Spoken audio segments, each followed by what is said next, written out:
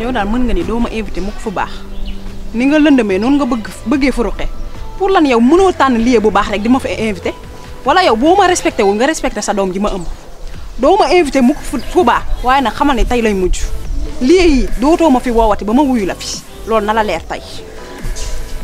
mais yow Khady Thiam kañ ngay réglé yow Khady Thiam kañ ngay yaru ba pare yem et en parlant de ëmb sa doom ah bon ok yow tu pensais que da ngay jële fee sa ëmb rek servir ma ko sur un plateau d'argent ma jël ko ah d'accord tu te dis que paa bi am na benn confort financier am na benn famille bu nekk derrière lui que soo ñëwee fee jiiñ ma sa ëmb dama koy accepter sans broncher mais nax nga sa bopp. waaye monsieur Massa. waaw ça va jeune homme. boy yow looy liggéey looy def yow. fii. waaw dama gis ngay jaabante rek chaque fois ngay ñëw nii comme ça. man maa géré ay relations extérieures monsieur Diop. relation extérieure. partenaires yi muy am ci biti quoi xam nga moom léeg-léeg liggéeyam day chargé man la koy chargé quoi maay dox relation yi di ñëw di ko indil ay renseignements quoi ak ay informations. man de xanaa di nga ma wax dara de. ah yow kay baro yaa ngi nii rek. fan yii yëpp maa ngi fi bëgg a ñëw. xam ko ci yaa ngi noonu rek.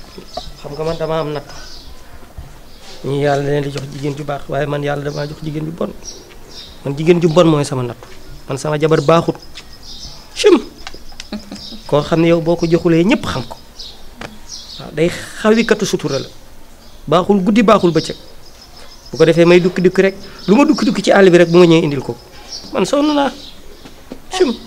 yow sa jabar bu bonee tam bàyyiwul ay mbokkam umpantewut ak ay mbokkam ci lenn nag waaye nag fii képp ku fi bàyyi say mbokk jàpp mbokk jàmbur su neexee mën ngaa gis jàmbur yi de waaye bu naqaree say mbokk rek ngay gis nga bàyyi ma fii rek ma toog man dong gisuma kenn man damaa defee nit boo amee problème say mbokk ñoo war a ñëw jàppale la si mu gën a oyof waaye kenn gisuma la nga ni meng su ma la gisee bala ma laa gisati yàlla moo xam loolu rafet na.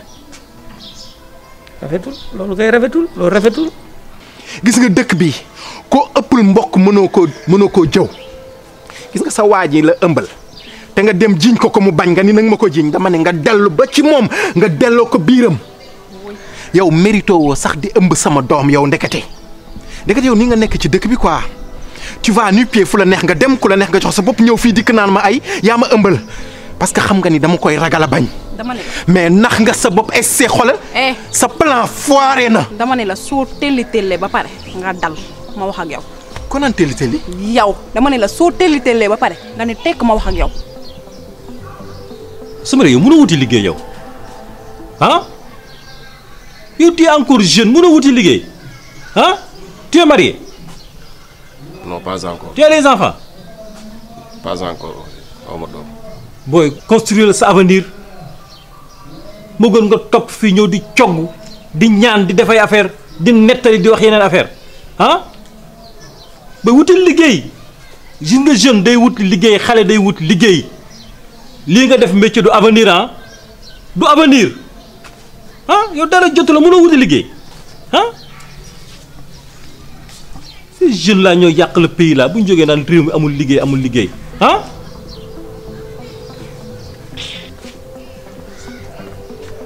waaw xam nga li nga wax nii c'est touchant ah c'est touchant waaw billaahi jigéen ji gisuma ko bëgg a bon ci àddina kii bu sunguful jox ma ren na jox ma baa mu togg jox ma lekk dafa maa liggéey waaye billaahi déet bàyyi sa jooy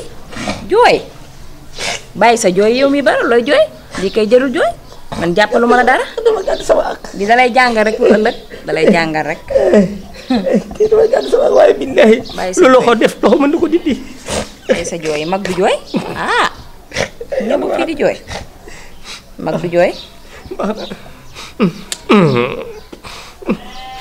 tàqale ma ak sama bopp moo tax mag ñi lu ñu wax dëgg la sama bàyyi ne woon na bu ci dugg yooyu yëpp jaratul a wax ndax njaboot ngeen loolu lépp jaratul a wax léegi nag boo gisee ma ñëw am na loo xam ne du ma la bàyyi nga di ko lijjanti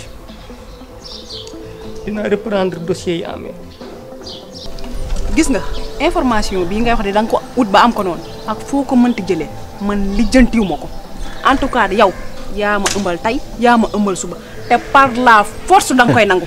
Alimar nee naa la yow àdduna du neexate neex ba ma ragal la yii ngay def bàyyi ko parce que essayé nga ko ba sonn jàllul régleel man sa yii demul ak man dama ni la danga ut say information ba pare déglu ma de bul ma dagg ba ngay wax dama la déglu bul ma dagg benn yoon yaa ngi dégg danga wut say information ba pare nga ni danga dem laajte fu nekk ñun la ëmbaloo ma yow ak say information dajale ko nga taal ko te xam ne du jàll yaa ma ëmbal tey yaa ma ëmbal suba yaa ma ëmbal ginnaaw suba te par force danga koy nangu gis nga doom ji jaru ngay sonal sa bopp wala nga nekk fii di yàq sa wax man faalewu ma la yow amatul looy defati rek ba mu yëngal ma ci àdduna fi mu ne nag dangaa jommi dangaa jommi boole jommi ak jaaxle nga def moo tax ngay teel di xamoo kenn xamatul sax la ngay looy ndiroo ak sa boobu baram man a faale man xoolal demal mais di nga xam ni maa la ëpp bopp téeméeri junni yoon yow ni ma def ba xam ko sax xamoo ko. waaw nekk sa bopp nekk sa làmmiñ waaye nag dafa am loo xam ni jigéen mënu ko lijjanti ndax lu toll ni ay 1 million ñu jox la ko nga naan ay da ngay yàq ay biir ak yooyu bu ma doon yow du nga ci dugg nga ma koy jox ma delloo ci leen ko loolu mooy dëgg waaw jigéen du yor xaalis. 1 million yi de man mi sax dama ko bëggoon a delloo jël sama bopp moom da laa fas yéene woon. may bu ñu waxee yow da ngay déglu nag da ngay déglu xam nga yaa ngi naan ma fan yii yëpp gisuma leen waaye yow li lay yàq da ngaa dëgër bopp baaxul 1 million man di nga ko yor en tant que jigéen di dem ci kër jàmbur di ko delloo ak yooyu noonu te nga am càmmiñ la ko mën a defal. waaw du moom di man mi jigéen la ko joxoon mënu ma kaa delloo sama bopp. non demal nga indil ma 1 million yi ma delloo ci xaalis bi. waaw kon baax na comme noonu la demee dama werante yow ndax sama manga. du indil la ko jox la ko werante kay du ci am. indil ma 1 million yi. ñu luñ tuddi ngay bàyyi te indil ma 1 million yi waaw ba nu xam ne ñun ñoo mag 1 million ñun waaw ñun ba ñuy téye million ci suñuy loxo du tey.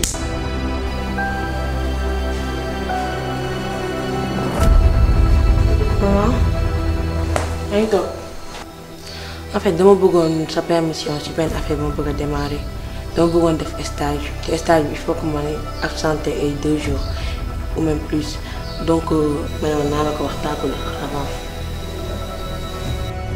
ñun dañoo suur démb tey di soog a ñëw indil ma 1 million yow.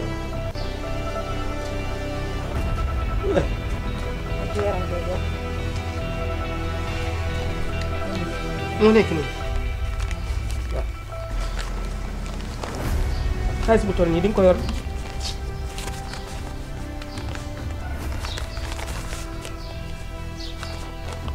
léegi nag tegal lépp sama loxo gannaaw yor naa 1 million yi amuma toogaay damay jug léegi dem lijjanti ji ko su ma demee ni ko xër wax ak moom pire mu xam ne am nga càmmoñ waaye yow boo ko yóbbu woon day nooy te fi mu ne loo def ñu dugal ko ci bug bi nag bug bi moom xew na man di damaa jaaxal sax.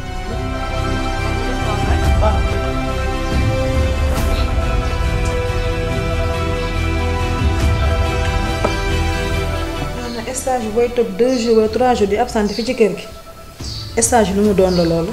affaire de marketing la te absence dara warul ko lu dañuy nekk di voyager ay tout ça ci la bokk daal. lu ci mënti am rek waxtaan ak sa pap ba mu jox la accord am. doo koy xaar bu wàccee incha allah man dinaa wax ak moom.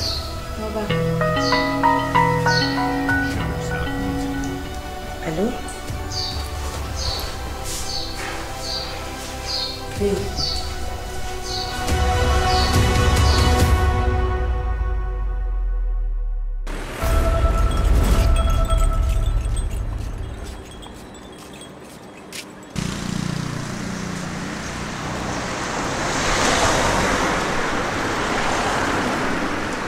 salaamaaleykum. maaleykum salaam. bu baax na ngeen def waay. maa ngi sant yàlla. waaye yéen a ngi si jàmm alhamdulilah. alhamdulilah. alhamdulilah. man de waay gos bu ñuy wax Alimar laa doon laajte fii. gos. waaw. waaw kii la de. ñagamaar la waaw. dañ nga wax ni fii la nekk. waaw nee nañ ma daal fii lay jàngale. fii de maa fiy jàngale te tudd fi Alimar. ah waaw kay man la ndijaay Xadi Caam alaaji Baro maanaa borom galon yi dégg nga. yaa ngi jaayu Xadi Caam. waaw dama laa soxla. nag ma soxla woon. waaw. léegi man de maa ngi soog a wàcc nii dama ñëwoon sax conseil des professeurs ñuy préparer ouverture des classes moom xam naa ni jot gi bëriwul. am nga conseil bu ko ëpp solo nan toog ngeen wax la. waaw si moom mbaa. xëy baax na li may wax kay jarul kii. waaw monsieur Tall comment vous allez. Ça va monsieur Diop. Depuis la dernière fois. Oui. wax nga dëgg c'est vrai. naka soxna si ak xale yi. Tout le monde se porte bien. Ah, votre téléphone. Non, je vous en prie, allez-y, répondez. C'est ma femme. Ok. Voilà, Omar, c'est à propos de l'affaire dont je t'avais parlé. Affaire boobu, je tiens beaucoup. Je veux un travail nickel. Beaucoup moins benn erreur. Est-ce que c'est clair? D'ailleurs, je pense que am nga benn fille boo ma doon wax là. Je pense qu'il pourrait faire l'affaire. Donc voilà, c'est bon. Hein? Ok. Le malin, je te répète. Nickel. Pas d'erreur. Non, boss, ne t'inquiète pas. Non, j'ai pas beaucoup de temps. Voilà. Le reste. Ok, à tout de suite. Excuse-moi, monsieur Diop. Oh, c'est pas grave. Vous savez, les femmes, Mais des fois, elles tapent quoi. Ce que femme veut. Dieu le veut. Ah, voilà, donc il n'y a pas de problème quoi. Mais monsieur Tall, je vous ai demandé de venir me voir parce que... Mais qu'est-ce que vous faites exactement? Quelles sont vos activités? yow de maa ngi naan gosse bi waaye yow doo gosse de waxambaane nga de. amul solo. ah waaw man nga sëkk de macha allah ah waaw man maa ngi di jaayu xarit càpp seen kër googu lu fa xew lu ne ci sama loxo lañ koy teg ba tax na dossier enceintement bi ci sama loxo lañ ko teg maa koy lijjanti càmbar naa say mbir nag dugg naa fu ne dem naa sax ba auberge bi ngeen daan ne dem naa fa chambre 5 ngeen nekkoon kon xam nga ni kon dox naa mbir yi ndax man bala ma cee dugg dama koy coytu ba nuppi sa coytu naa say mbir waaw chambre bi nga ko enceinté dem naa ba foofu waaw léegi nag li nga wax du solution def li ngay def ba pare daw say responsabilité nan yàq ëmb bi man loolu d'accord ma ci jeune nga mais li la dal day dal jeune yëpp da ngaa rëccal da laa rëcc dong ba tax na man maa ko jël dossier yi en main bëgg koo lijjanti léegi nag 1 million yi nga wax ni nanu yàq ëmb bi mi ngi ci man récupéré naa ko ndax am na loo xam ni jigéen du ko dox góor a koy dox mu ngi ci man waaye ndogal dama caa dal ndax xam nga mag du denc xaalis dama ko téye sama kër taw bi ñëw ma inondé jël xaalis bi yëpp réparé waat ci sama kër ak yooyu noonu ma ne woon nag gannaaw yaay ndeyu mbili gi dinaa ci waxtaan ak yow waaw ndax wat gaal géegoo ok loolu daal moo nekkoon samay tànk. C'est une très bonne question. En fait, j'étais en activité, mais c'était une activité perso. Ça marchait un temps, mais par la suite, ça ne marchait pas. Voilà, j'ai eu quelques problèmes. J'ai dû fermer la boîte. Actuellement, je ne fais pas une activité régulière. Voilà, je suis souvent à la maison, j'aide madame. C'est elle peut-être en fait qui prend beaucoup de charges à la maison. Mais voilà, je suis en train de voir exactement si on peut s'accrocher quelque part. Oui, je vois.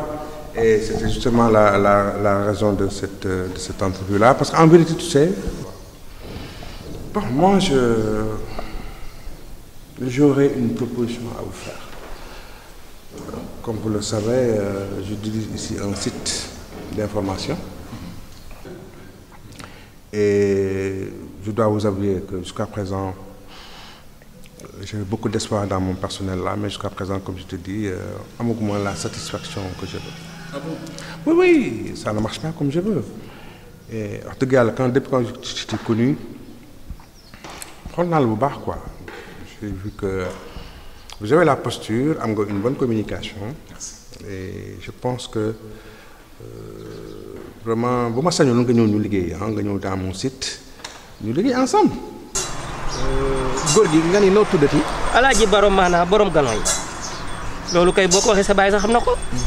góor gi sa galon yi bëgg nga mu des ak yow. galon yi waaw. sa galon yi boo bëggee mu des ak yow da ngay wax lu la leer. comment.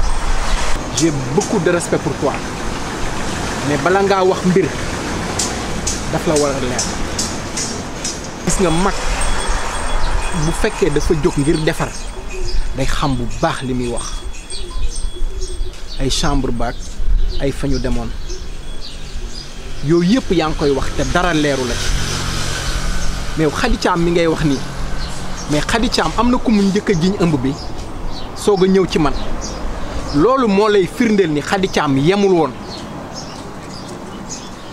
léegi moom dafa xool ne xaaral man comme je suis responsable je suis professeur j'ai une famille mu xool ni man maa ci gën a sensible mu ñëw wekk ma ko waaye nag ko ëppul mbokk mënoo koo jëw dëgg gi dina leer moo tax ma ni la bala ngaa jóg di intervenir léegam yow yaay seen porte-parole famille. nga xam bu baax ci sujet bi ngay dugg lan la loolu laa lay njëkk a digal. te góor gi 1 million bi sagam dugg na ci say loxo. ba ndogal dal la ci ndogal googu man je peux passer l'éponge.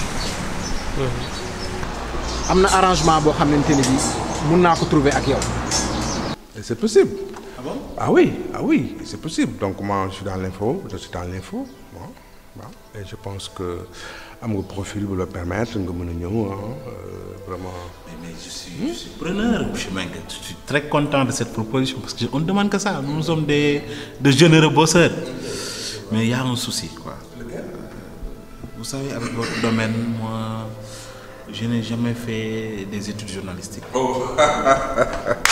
Mais vraiment, vous êtes bien naïf, mon cher Tal. Hein? Oui. Tu sais, dans les métiers de l'information aujourd'hui et de la communication, au Sénégal, et peut-être que c'est l'une des faiblesses, hein? Mais en tout cas, nous, on en profite. Hein? On n'a pas besoin d'un diplôme de journalisme ou des choses comme ça pour travailler dans la presse. Hein? On n'en a pas besoin. Il s'agit juste de savoir écrire ou parler. Et voilà, le tour est joué. Hein? Le tour est joué. Je sais que si on est encore sur mon coaching, Inch'Allah, et puis voilà, t'inquiète pas pour ça. Donc, voilà, on est preneur, donc on va requérir vos conseils. Mais juste aussi, de faire parce que le Sénégal, on a tendance à voir que l'information n'est pas bien traitée. Et c'est sur tous les sites internet. Les gens ont l'habitude de mettre des choses qui visent à détruire l'individu. Les questions d'adultère, les questions de trahison. Il y en a tellement. Et les gens l'utilisent exactement pour détruire l'image tout simplement de la personne. Lors déjà, et les Sénégalais sont sensationnels de l'information. Ça, c'est la première. La deuxième, ce qui m'a intrigué, c'est surtout la question des journalistes professionnels que nous avons eu autrefois, qui étaient de très bons journalistes, qui faisaient un bon traitement de l'information. Mais malheureusement, actuellement, ces gens-là se rabâchent encore sur le site internet pour aller directement vers les bras de la facilité, quoi. Donc, si c'est une information qui passe en chaîne, ça peut générer des poursuites judiciaires si la personne tout simplement de laquelle émane l'information est mal intentionnée. C'est une infraction de Excusez-moi, M. Tal, vraiment, comme je disais tout à l'heure, vous êtes tellement naïf. Vous savez, je vais te vous dire. Man, je te propose nga ànd ak Khady Thiam nga ñëw ba ci kër ga sama jabar toog sama doom Myriam toog ngeen xamal leen carrément ne leen man duma lenn ci ëmbam bi que du man maa ko def que taxuma ci tey taxuma ci ëllëg loolu soo ko mënee def man waxu 1 million dootuma ko wax soo ko mënul suñu beneen daje bi ñuy daje man ak yow booy ñëw na nga indaale 1 million bi loolu rek laa am lu ma lay wax. yow monsieur Mar yow tu es brave tu es généreux Khady Thiam mooy imbécile dëgg cim Khady Thiam kay kon militaire la rek day paas rek xaaru sax ku débordé ah. Sur la première question par rapport aux populations par rapport aux réseaux sociaux yi ni muy demee vous le savez hein, c'est une question d'éducation. C'est une question d'éducation, mais les parents, chacun laisse ses enfants avec des téléphones yu chers, ñu dugg ci kii bi def lu leen neex. Donc on est dans ce monde-là où l'information est là, mais elle n'est pas contrôlée. Par rapport maintenant à ces journalistes-là, mais aussi il faut les comprendre d'un certain côté. Parce que c'est des gens qui ont peut-être travaillé honnêtement toute leur vie, qui n'ont jamais rien gagné. Parce qu'ils étaient dans des maisons de presse où ils étaient sous-payés. Aujourd'hui, avec les sites Internet, ils gagnent beaucoup mieux en étant dans l'associationnel. Moo tax man daal li may wax mooy ku nekk daal. bon voilà donc c'est le nerf de la guerre. Mais nag j'ai ma femme qui est politicienne. Elle est en train de battre campagne pour être la nouvelle mairesse de la ville. Ah bon? Elle est candidate? Elle est candidate. Ah mais c'est parfait. Vraiment elle avance pas. On a l'espoir.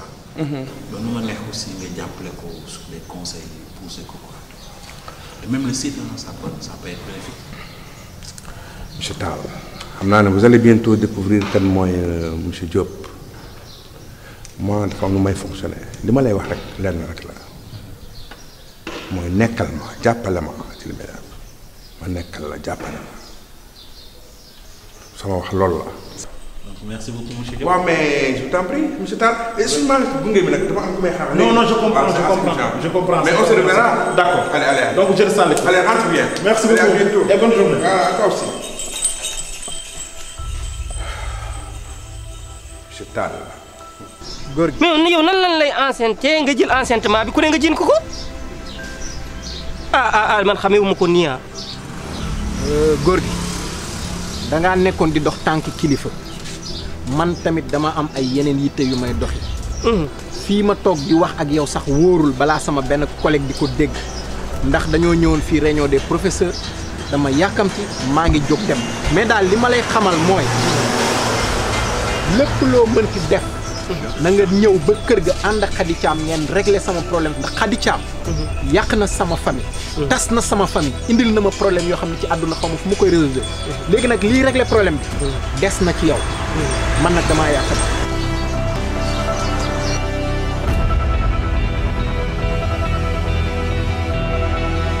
dafa mel ni yow da ngay fàtte démb Adama Khady Thiam mii tey waral coow li ko dal tey lu ko raw daloon na la te pourtant jéggaloon nañu et n'oublie jamais que tu étais dans une famille très conservatrice famille boo xam ni aada ak cosaan dañ koo téye ci seen loxo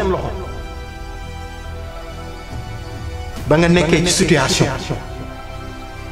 Adama man maa la for Adama yow man maa la sànq Adama man maa la solal jël la def la soxna indi la sama biir kër gi tey ba ñu jur suñu doom ji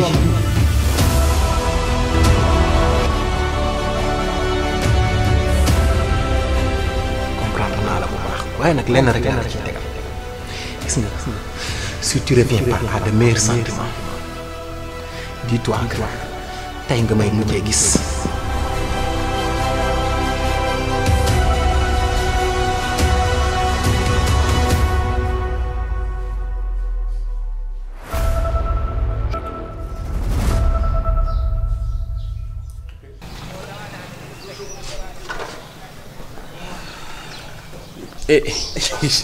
Omar.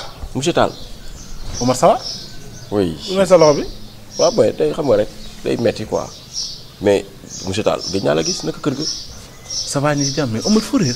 non maa ngi ci tawoon bi rek xam nga gars yi moom émergé nañu xel yi mais poos yi dara nekku ci quoi dañuy daw rek di lijjanti. Non tu as toujours tes termes quoi yow. non yoo xam nga nu mu demee sax mais da nga ñëwoon fii.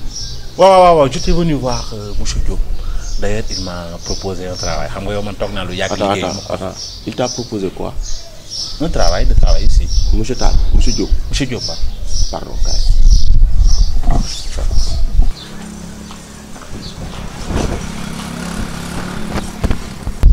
Monsieur Tall. Omar. Non xoolal man dama lay avertir parce que sama grand nga boo xam ne moi je te respecte quoi sa kër une fois ji nga ma teraanga su ma la gisee ngay dugg ci benn danger yoon la ma avertir la. danger waaw gis nga monsieur Diop mi il est dangereux te xoolal daf laa gasal kàmb pour gas la pour suul la bu yeboo nga def attention bu baax ci moom man awma ci moom confiance dama la koy wax de. non Omar tu t'inquiètes pour rien parce que monsieur Diop bii ma gis il n'est pas dangereux du tout c'est un gars correct il est bien et surtout il est généreux parce que ci benn situation nan daje rek de par sa générosité il m'offre un travail te yoo xam nga ni toog naa lu yàgg liggéey du ma non Omar na t'inquiète tu t'inquiètes non monsieur Tall kii c'est le diable en personne. ça c'est trop dire quand même. non c'est vrai xam naa ko bu baax gis nga xoolal bu amee benn information ci yow wala loo xam ni mën na ko dugal ci site mu may ko ay vues yu bari il est capable de t'écraser sans réfléchir non man dama lay wax. ok dégg naa la frère. waaw bàyyi ci xel quoi waaw mais da nga doon dem nii ah. waaw maa ngi dem. oui man day xam nga problème mu 5000 laa amoon rek un petit 5000 quoi xam nga. Omar. bàyyil 5000 bi ngay tuutal te pourtant nag yaa ak 5000 bay maase. tu passes à la maison. mais Omar mi soxor na mais parce que jël ma fi muy liggéey rek quoi bañ na ma ñëw quoi mu yàq sama xel. mooy tuuti nga ci boo xamoon ni monsieur Diop mi ngi ci say yeelu jabar.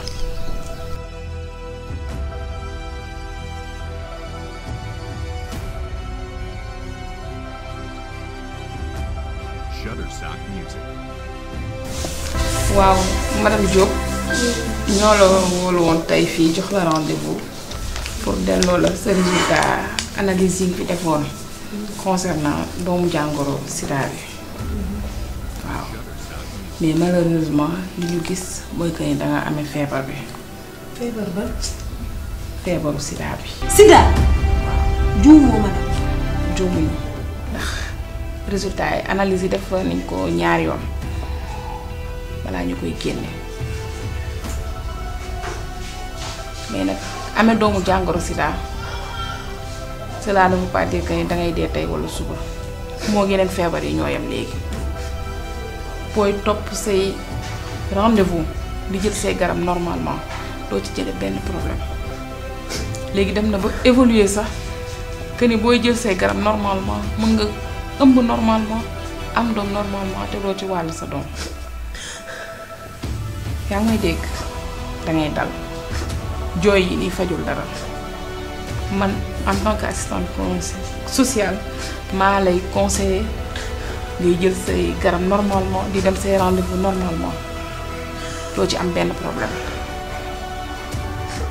te lii ñu fi wax nii tey bu fi génnee yaa ko génne man yow yàlla yow nag soo demee mën nga am nga droit waxtaan ak sa borom kër sa partenaire mais lii ñu fi wax nii tey fii lay des fii lay yem je suis tenue par le secret professionnel.